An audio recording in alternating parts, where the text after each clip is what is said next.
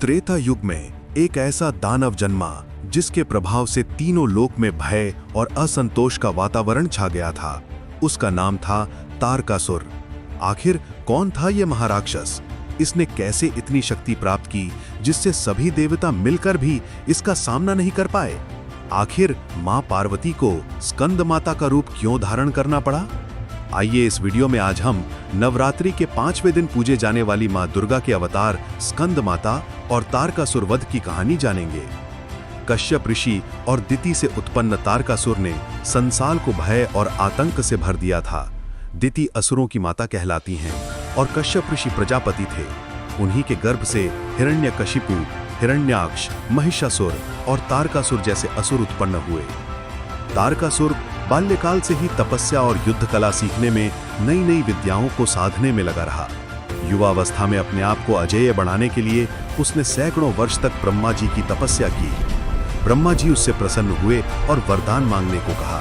उसने वरदान में यही मांगा कि भगवान शिव के पुत्र के अलावा मेरा कोई वध न कर सके। शायद उसने सोचा होगा कि शिव जी तो हमेशा ध्यान में रहते हैं, उनके तो पुत्र होने से रहे। ब्रह्मा जी ने उसे ये वरदान दे दिया। अब तारकासुर की शक्ति अपरिमित हो गई, क्योंकि उस समय सृष्टि में उसका वध करने वाला कोई जीवित नहीं था। इस वरदान के दम पर उसने स्वर्गलोक पर आक्रमण कर दिया और तीनों लोक को उसने अपने कब्जे में ले लिया। पूरे सृष्टि में हाहाकार मच गया। सभी देवता किसी तरह इस राक्षस से अपना बचाव करना चाहते थे। फिर वो मां पार्वती के पास पहुंचे, उनसे प्रार्थना की जिससे तारकासुर जैसे राक्षस का वध हो सके। तब शिव और पार्वती के संयोग से पुत्र भगवान कार्तिकेय का जन्म हुआ, जिन्हें स्कंद के नाम से भी जाना जाता है। भगवान कार्तिकेय शिवपुत्र थे, इसीलिए उनके द्वारा ही तारकासुर का वध होना तय था।